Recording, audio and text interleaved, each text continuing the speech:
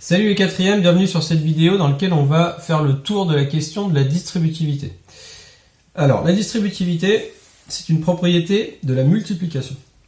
Et c'est une propriété de la multiplication que vous avez peut-être utilisée en calcul mental déjà. Par exemple, si on vous demande de calculer 14 fois 12, mentalement, vous pouvez très bien vous dire 12, c'est en fait 10 plus 2. C'est-à-dire que voir le calcul sous cette forme-là. 14 fois 12, c'est 14 fois 10 plus 2. Et du coup, le calcul, je peux le faire en disant d'abord 10 fois 14 et 2 fois 14. Et ça fait 140. Ça fait 28. Donc, en tout, 168. On aurait pu d'ailleurs décomposer 14 au lieu de décomposer 12. C'est-à-dire qu'on aurait pas parfaitement pu décomposer comme ça le calcul 14 fois 12. Et à ce moment-là, ça devient 12 fois 10 et 12 fois 4. Ça fait 120, ça fait 148, donc au total 168. On arrête de s'intéresser au résultat, on observe cette égalité. Comment formuler ce qu'est la distributivité ? Eh bien, la distributivité, c'est une propriété de la multiplication qui s'exerce sur l'addition ou sur la soustraction, comme on va le voir tout de suite. Et pourquoi on dit que c'est la distributivité ? Parce qu'en fait, cette multiplication, on la distribue sur chaque terme de la somme qui est là. Vous voyez que 10 plus 2, c'est une somme. Et donc, on fait 14 fois 10 et 14 fois 2. Et ensuite, on additionne les résultats. Mais c'est aussi la distributivité de la multiplication, une propriété qui s'exerce de la multiplication sur la soustraction, comme je vous l'ai dit. Par exemple, si on vous demande de calculer 14 multiplié par 98, cette fois-ci, vous pouvez très bien dire que 98, c'est 100 moins 2. Et donc faire 98 fois 14, c'est pareil que faire 100 fois 14, mais on enlève 2 fois 14. Et à ce moment-là, ça fait 1400 moins 28. 1400 moins 28, ça fait 1372. Donc ça permet de faire le calcul mentalement. Et vous voyez que c'est encore le même schéma de propriété, c'est-à-dire que cette multiplication par 14, on peut la distribuer sur chaque terme de la soustraction. Et donc c'est pour ça qu'on a formulé la propriété comme suit dans la leçon. Quand on effectue une addition ou une soustraction, puis qu'on multiplie par un nombre, c'est comme multiplier ce nombre par chaque terme de la soustraction, ce qu'on a fait là. Une autre situation où vous avez exploité la distributivité par le passé sans le savoir, c'est à chaque fois que vous faisiez une multiplication posée. Par exemple, si on vous demande de faire 254 fois 312, par exemple. Vous commencez par faire 2 fois 4, 8, 2 fois 5, 10, 2 fois 2, 4 et 1, 5. Et ensuite, on dit, je passe à la dizaine, donc je mets un 0. 1 fois 4, 4, 1 fois 5, 5, 1 fois 2, 2. Et ensuite, 3 c'est le chiffre des centaines, donc je mets 2 zéros. 3 fois 4, 12. 3 fois 5, 15 et 1, 16. 3 fois 2, 6 et 1, 7. Et ensuite, on additionne tout ça. Et ça me donne un résultat, peu importe lequel. D'ailleurs, ce qui est intéressant, c'est d'observer ces résultats. D'où viennent-ils ? Ce résultat, c'est 254 multiplié par 2. Ce résultat, en fait, c'est 254 multiplié par 10. Et ce résultat, c'est 254 multiplié par 300. Pourquoi ? Parce que quand on fait 254 fois 312, on fait en fait 254 multiplié par 2 plus 10 plus 300. Et faire ce calcul, c'est comme multiplier 254 avec chacun des termes. 254 fois 2, 254 fois 10, 254 fois 300. Donc en réalité, la distributivité, vous l'utilisez depuis que vous posez des multiplications, c'est-à-dire depuis le CE2. Oui, mais en dehors de ça, la distributivité, en dehors de certaines situations de calcul mental ou du calcul posé, à quoi elle sert ? Elle sert quand vous avez ce genre de choses, ce genre de formule, et que vous cherchez à transformer cette formule, et en particulier à vous débarrasser des parenthèses.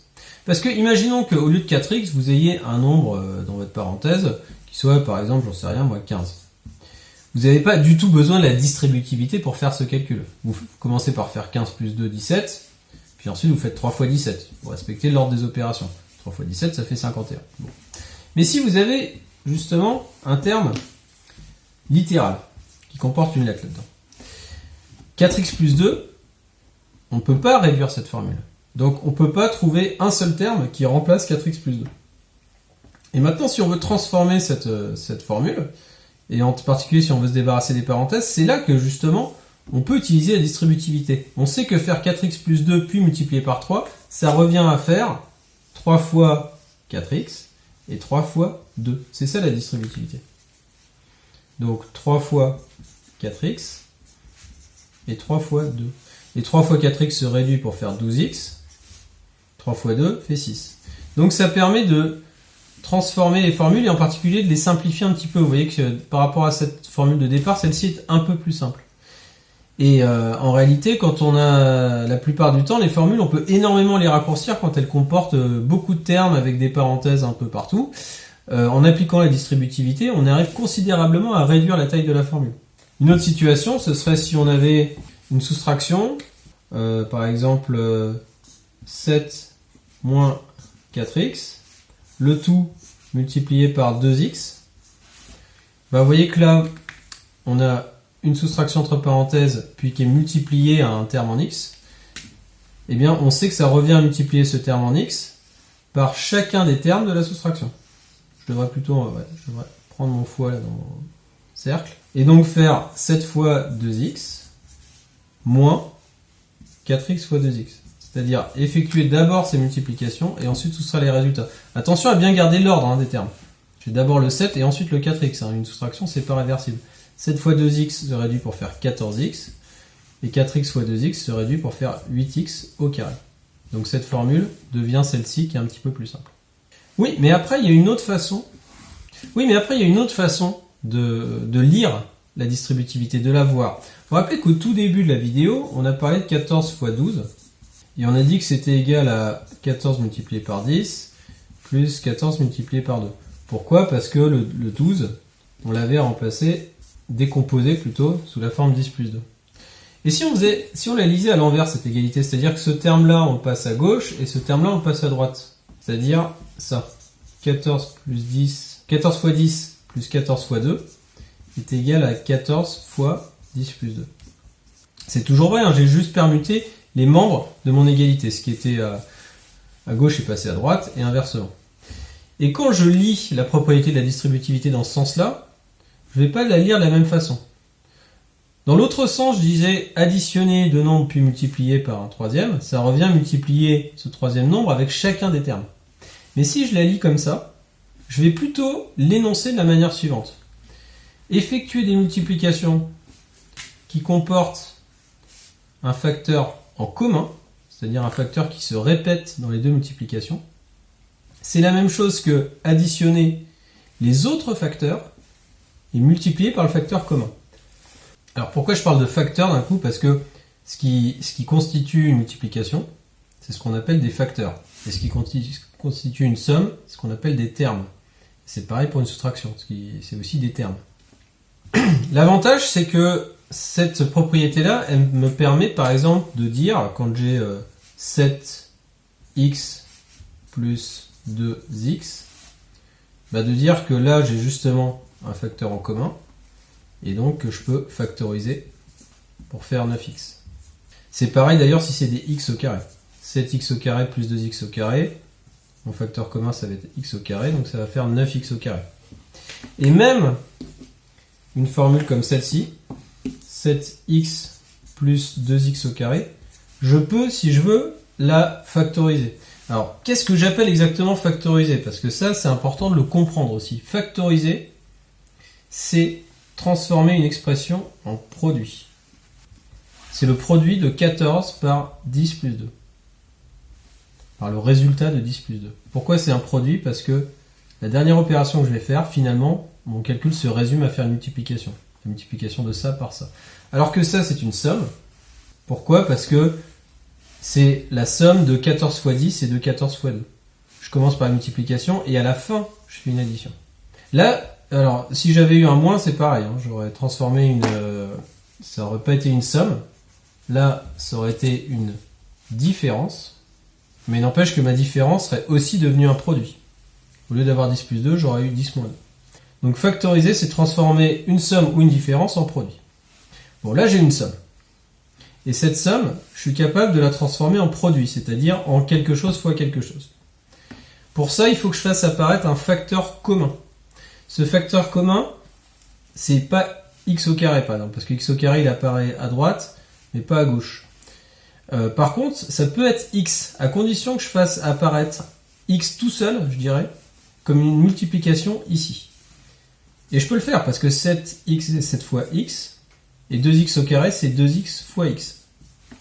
Ainsi, on a un facteur commun qui est x, et je peux dire donc que faire ce calcul, ça revient à additionner les autres facteurs, 7 plus 2x, et à multiplier par le facteur commun qui est x. Et là, j'ai factorisé parce que j'ai transformé cette somme en produit. Je pourrais le faire aussi si j'avais, par exemple, 5x plus 20. Il est entendu que je ne peux pas réduire cette expression. On sait que ce n'est pas du tout égal à 25 fois x. Par contre, je peux faire apparaître un facteur commun parce que 20, c'est un multiple de 5. Et 5 fois x, c'est aussi quelque chose qui est multiplié par 5. Donc si j'écris 5 fois x plus 5 fois 4, j'ai 5 comme facteur commun. Et donc, je peux dire que tout ça est égal à x plus 4 fois 5. Ça, c'est pour la partie factorisation. Mais finalement, le plus important, je dirais que c'est quand même la distributivité dans l'autre sens pour réduire des formules.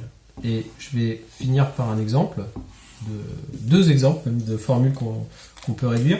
Imaginons que vous ayez cette formule, 7a plus 2a fois 5 plus a plus 3a au carré, et qu'on vous demande de réduire cette formule.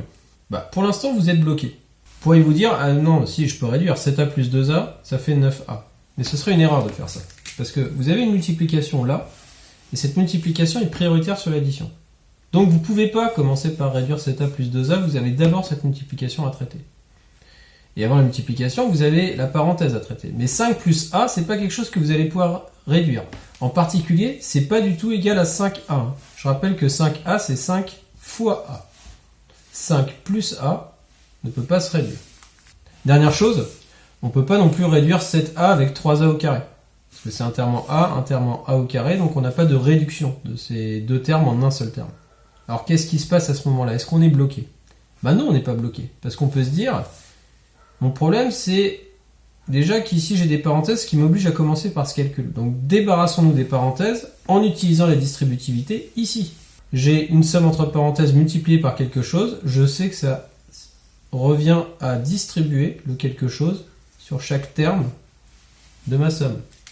Donc mon 7a pour l'instant, je m'en occupe pas. Par contre, je fais 2a fois 5 plus 2a fois a. Et après, mon 3a au carré, pour l'instant, je m'en occupe pas. 7a, ça change pas. 2a fois 5 se réduit pour faire 10a. 2a fois a se réduit pour faire 2a au carré, plus 3a au carré. Et là, j'ai des termes qui se réduisent. 17a. Et là, j'ai des termes qui se réduisent. 5a au carré. Donc, vous voyez que une formule longue, on l'a considérablement réduite grâce à la distributivité. Autre exemple avec cette formule. Là encore, on veut réduire cette formule. On pourrait se dire, ah bah tiens, je peux faire le 3 plus 2 ici qui fait 5. Ce serait à nouveau une erreur parce que la multiplication qui est là est prioritaire sur l'addition. Et une multiplication, on en a une autre ici qui est à nouveau prioritaire sur cette addition. Et puis, dans les parenthèses, on a donc des expressions qu'on ne peut pas réduire. Là, on a trois termes, mais qui sont tous de nature différente. Un nombre, un terme numérique, un terme en b et un terme en b au carré. Et là, on a un terme en b et un terme numérique qu'on ne peut pas réduire. Là encore, il y a la distributivité qui s'applique. Ici et là. Ce que je peux écrire, c'est que faire cette somme puis multiplier par 3, ça revient à multiplier par 3 avec chaque terme de la somme. Donc ça revient à faire 3 fois 2, plus 3 fois 5b, plus 3 fois b au carré. Et de la même façon, faire cette soustraction puis multiplier par 2, ça revient à multiplier 2 avec chaque terme, puis soustraire. Donc plus 2 fois 4b, ce plus qui est là c'est lui, moins, soustraction, 2 fois 1. Maintenant je vais réduire tous les produits. 3 fois 2 fait 6, plus 3 fois 5b, 15b, plus 3 fois b au carré, 3b au carré, plus 2 fois 4b, 8b, moins 2 fois 1, 2. 6 moins 2 fait 4. 15b se réduit avec 8b pour faire 23b, plus 3b au carré. C'est l'unique terme en b au carré. Et à nouveau, j'ai une formule très longue qui s'est quand même considérablement réduite. Et grâce à ce genre de technique, on a réussi à émettre des preuves, et ça je vous renvoie aux exercices qu'on a fait en classe dans lesquels on avait des programmes de calcul, dont on s'apercevait par exemple qu'ils donnaient toujours le double du nombre de départ, ou 2 programmes de calcul différents qui donnaient les mêmes résultats. Et bien en écrivant ces programmes de calcul comme des formules et en les réduisant, on est arrivé à chaque fois à prouver qu'on obtenait toujours le double du nombre de départ, ou qu'on obtenait toujours les mêmes résultats sur les 2 programmes, etc. etc. C'est pour ça qu'il est fondamental de savoir faire ce genre de manipulation qu'on appelle donc développer une formule. Développer une formule, c'est se débarrasser des parenthèses, c'est ce qu'on fait d'abord. Et ensuite la réduire, c'est ce qu'on fait dans un deuxième temps. Voilà pour cette vidéo.